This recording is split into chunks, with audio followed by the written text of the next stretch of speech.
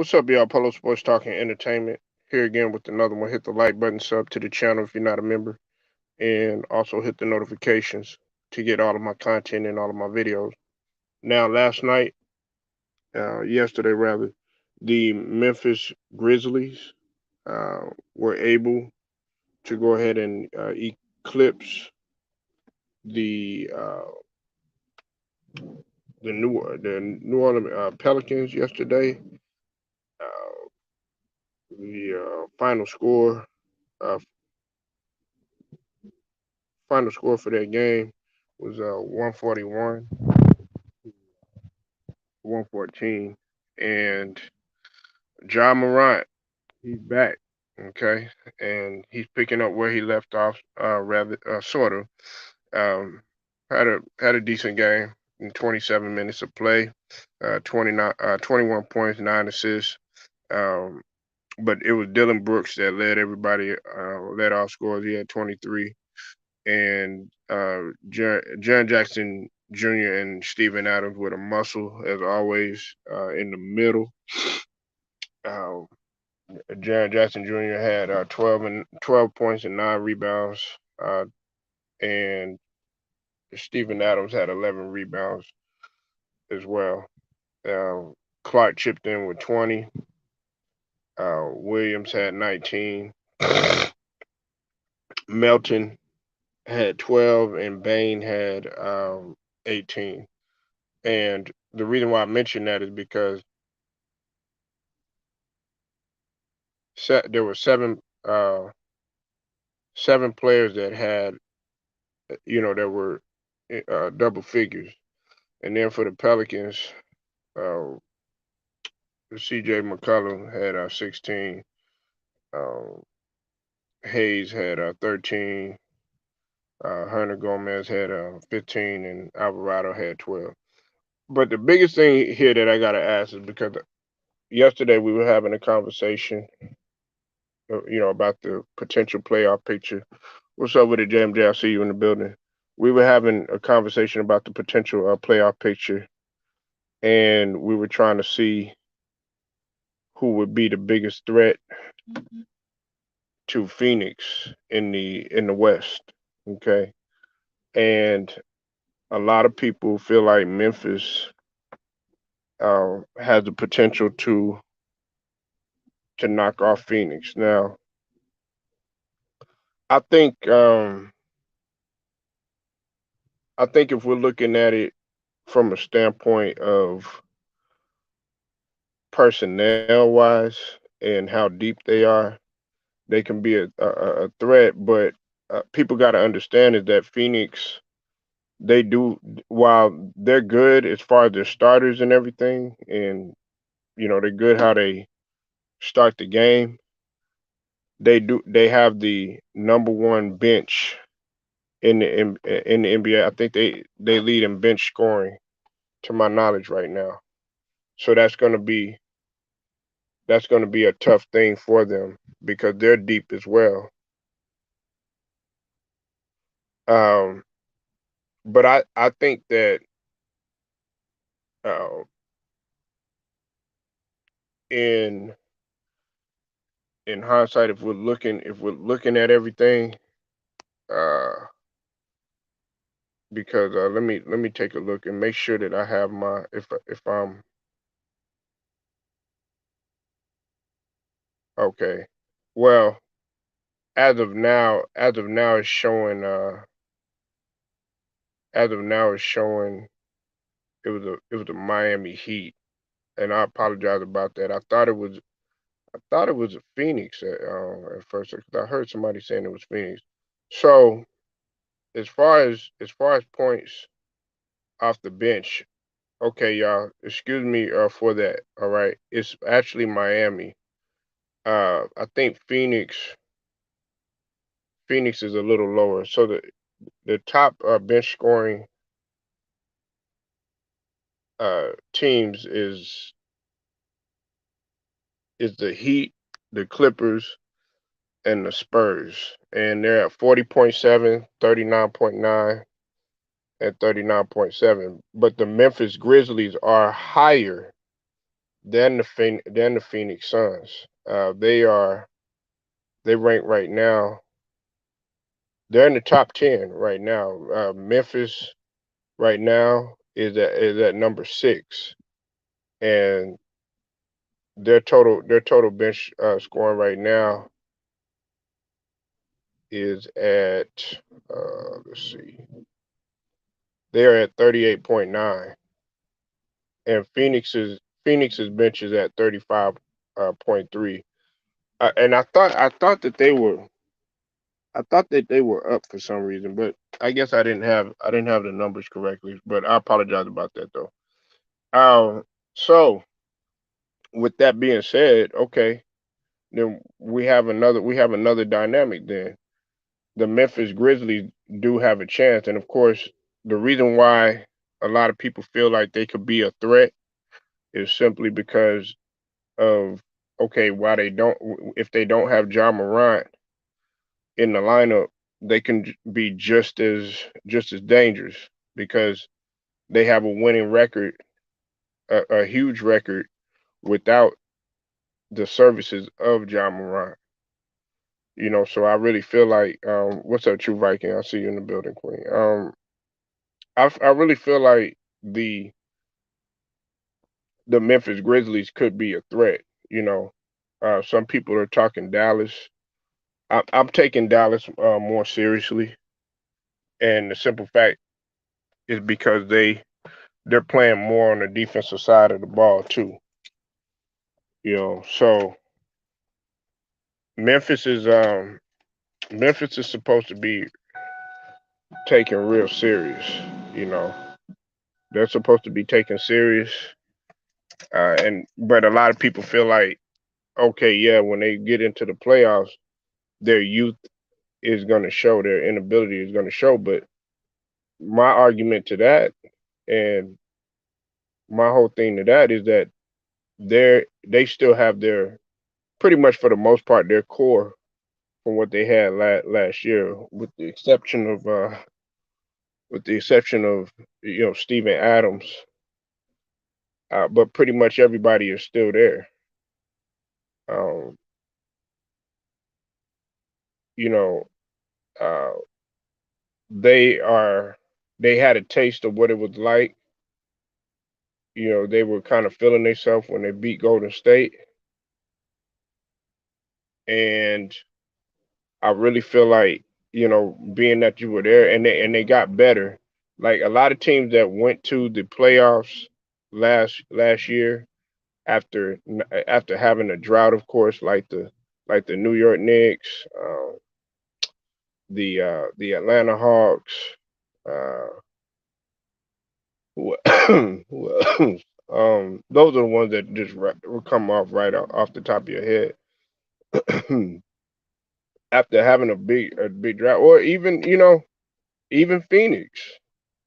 I mean, yeah, they did their thing in the bubble and everything, but a lot of people weren't really seeing what was to come. I know they had something brewing for quite some time, but the thing I want people to understand is that the New York Knicks, they got worse this season, and the Atlanta Hawks, they were supposed to be a lot better. A lot of people weren't taking them seriously, and they're not where they were last season. So when we're talking about teams that have exceeded expectations going into this season, and capitalizing off of what they did, you got to give it to Memphis. And on top of that, that's what as much as I wanted to put John Moran up there for MVP and everything, everybody kept telling me, "Hey, Polo, they're doing good without John Moran," and I really had to see that, and it's the truth. They have a team. They have a team, but that's what it should be about. It should be about, your team having just as good as a team alongside your potential superstar that you have there. So I really do feel like Memphis should be taken seriously. They have, from my understanding, now I think, let me look this up too. as far as defensive efficiency right now. Now, in terms of defensive efficiency, they're ranked number 4, and it's Golden State. Golden State is number 1, despite what people want to believe. Boston is number 2. Phoenix is number 3, and Memphis is number 4. So we got to look at the defensive side of the ball. Dallas and Miami are up there. You know, that's one of the reasons why I don't feel like we have as big of a chance is because our defensive efficiency is not we're not up there with the elite teams, and we got to play both ends of the floor when I'm talking about Philly, of course. So Memphis should be taken seriously. They're not a team to just go to sleep on and everything. And on top of that, they put points up on the board. I just mentioned 7 guys were being in double figures, you know, and you could talk about all this, the youth and the inability and all this other stuff. Listen, that is a scary thing too, because check this out, they don't have anything. They don't have anything to lose. Yeah, they'll be very tough. Salute to the brother TJ loves boxing and sports. Make sure y'all go subscribe to the homie TJ loves boxing and sports. I agree with you, TJ. They'll be very tough. Um, Monty Williams, it'll come down to Monty Williams coaching, and also we also got to look at health. Health plays a big factor too as well. On both sides, on both sides, both on Memphis and as well as Phoenix, because let's just call it what it is. Phoenix has had guys who have gotten hurt. When we talk about Chris Paul or when we talk about Devin Booker, last year Devin Booker was playing. He was playing hurt in the previous series. He had it, his the situation with his face, but he didn't cry. That's one of the things that I respected about Devin Booker, despite all the naysayers and stuff like that, talking about Devin Booker be crying and stuff like that, which he's had, his shortcomings with, you know, the officiating and saying stuff, but for the most part, I thought he did a tremendous job being able to play and suck it up after he had got hit real hard by Patrick Beverly. He didn't complain. He just went out there and he balled and everything. But that's neither here nor there. Yeah, TJ. I really feel like it's gonna come. It's gonna come down to that, though. It's gonna come down to it is gonna come down to defense, but they don't have anything to lose, though. Memphis, they don't really have anything to lose. As bad as Ja wants to win, because you could see that fire in his belly, and I know Ja because he's from your area. He's from South Carolina, so and he got that fire in his belly, that tenacity to want to win and stuff like that. But I'm pretty sure that if they don't win, they're looking at it like, okay, we have a bright future. But I know that Ja wants to win now, and I know how competitive guys from South Carolina are. You know, now as far as Zion, I don't know. Zion's starting to Zion's starting to slip a little bit. He's starting to really disappoint me. Yeah, he might be flamboyant and all that stuff, but you know, uh, he's starting to slip a little bit. Like when you talk about guys from South Carolina, like a KG, guys like that, and many others that come from out there. They're bred it different, and Ja Morant is one of them guys. Yeah, man. I hope he steps it up though. You know, the only thing that you could do right now in this situation, TJ, is is pretty much silence everybody. You know, pretty much silence everybody. You know, that's pretty much every all that you could do. Yeah, Ray Allen too. You know, um, but I think the great thing about Ja too, because like when I don't know, I'm kind of built that way too. You know, like I never because people are gonna criticize you. You know, they're gonna say you said Memphis in the NBA Finals. Salute to you, Mike. Uh, I don't know, man. Phoenix is tough, man. Phoenix is tough, but like I said, like I mentioned before, Memphis they have a higher scoring bench right now. Like I said, Miami has the highest scoring bench in the league right now. They're at 40.7. Um, but as far as criticism, because you could either soak that in like a sponge and learn from it and get better, or you can make that your demise. And John Morant he has taken his game to a whole nother level. Anthony Edwards has taken his game to a whole nother level. Karl Anthony Towns has taken his game to a whole nother level. DeAndre Ayton has taken his game to a whole nother level. Luca in this season alone has taken his game to a whole nother level. You know, and all of these guys, man, that I'm mentioning, their their their teams are winning. I know people forget about the Minnesota Timberwolves, but hey, they're winning. They're winning, man. But we'll have to see. It's gonna be tough, man. This is what you like.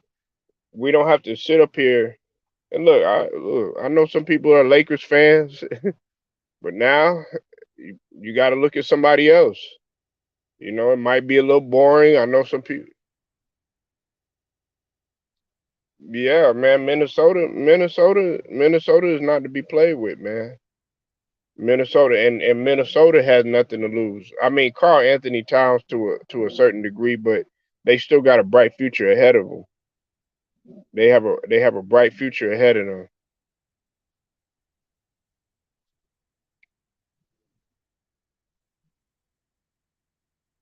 Yeah, I mean, look, people got to understand, TJ, man. The game doesn't. If if you are a basketball fan or you're a fan of a particular sport and you just tune in just to watch one team or one player, I can't take your insight or your knowledge of the game or how you perceive the game. I can't take it seriously because if you just focus on one damn player, one damn team, one organization, and you just pinpoint, but you don't know what's going on outside of the basketball, outside of your basketball team, then what are you watching it for? What are you watching it for? It's just like when I watch, football, I watch more than one team. I watch more than one player. That's why like I get on here, I don't just talk about the Philadelphia 76ers. You know, I actually talk about more teams and more players than the Philadelphia 76ers. I talk about more sports than just basketball. You gotta open your mind up or you'll never. Yeah, and I try to, I listen, Mike, I try to refrain from bringing up the name, but if you want to get technical, yes, that's what I'm talking about. You know, you gotta, and some people, if you're not talking about, one particular player, if you're not talking about like either about them or if you're talk if you're in support of him, it's not interesting in everybody. But hey, that's me here, right? I'm gonna talk about everything regarding basketball. We gonna talk college. We gonna talk various teams. But me sitting here constantly talking about somebody and one guy and everything like that, we already know, man, what is your end game? But this is what I like to talk about. We need to be talking about some parity, get some parity involved. You know, who would have thought Memphis would have been in here, uh at one of the top teams in the West. Nobody thought that. But it was a culture change. They took them serious last year when they knocked out Golden State, and they capitalized on what they did this year. And you got to take them serious too, because they were they pretty much, they've been playing both ends of the floor. They're not just a team that just gonna be highlights and offensive and all this other stuff. Nah, they're playing defense too. They playing defense too. They getting it done on both ends, regardless of what people want to say.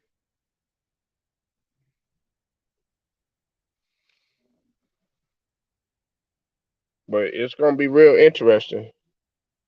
And after today, it's gonna be interesting too, because of the Eastern Conference too, because uh, Boston, it's about the tiebreaker right now, because we gotta play Detroit, and I think the Celtics, they play the Grizzlies today. So it's gonna be, and the Memphis are coming on a back to back, so that's gonna be interesting to see.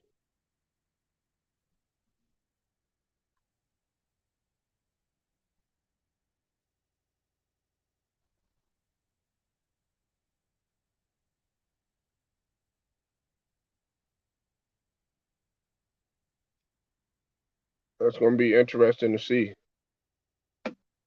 Yeah, y'all play Memphis, two of the hottest teams in the NBA right now. Top five, top five defenses in the league going at it. Because Boston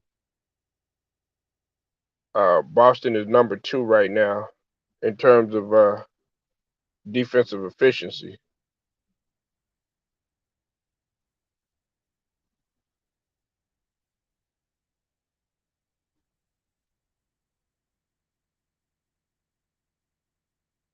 Yeah, because they're right behind Golden State right now in terms of defensive efficiency.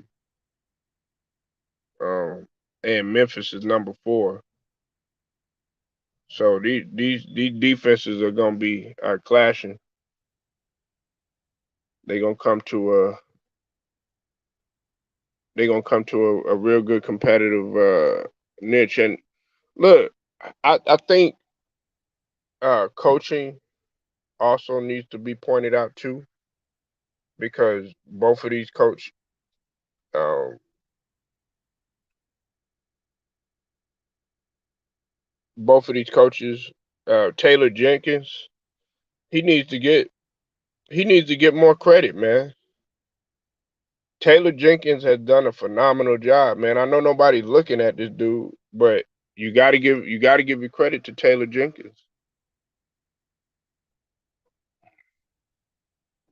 You got to give your credit to Taylor Jenkins, man. So he gonna be going at it with Ima Udoka. But that's what I like, man. I love the fact that we're not talking about just one player. We're not just talking about one team. We got other teams that we could talk about. Hey, and if it's boring to you, you don't like it, hey, that's fine. I love the fact that people are continuously talking about Embiid, but Jokic is the one that should be the MVP. You know, I love it. I think it's a joy to watch, man, and it's gonna be some surprises, man. I wouldn't be surprised. I would. Well, I'm glad you love it here. I'm glad you love it here, man. Glad you love it here.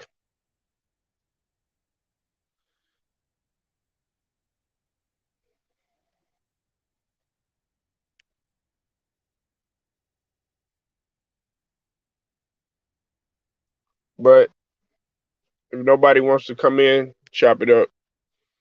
That's my take on everything. I think that the Memphis Grizzlies are a threat in the West, and they are a threat to Phoenix, and they could potentially, if all goes, you know, are planned out like it's supposed to, I think they could potentially knock off Phoenix. You know, but we'll have to see. I think that Memphis is the biggest threat to Phoenix, just in my opinion. Yeah, we'll have to see, man. We'll have to see. So, y'all let me know what you think, man. Leave your comments. Glad everybody pulled up today. Like the video, share it, subscribe, hit the notification. Polo Sports Talking Entertainment. I'll get at you later.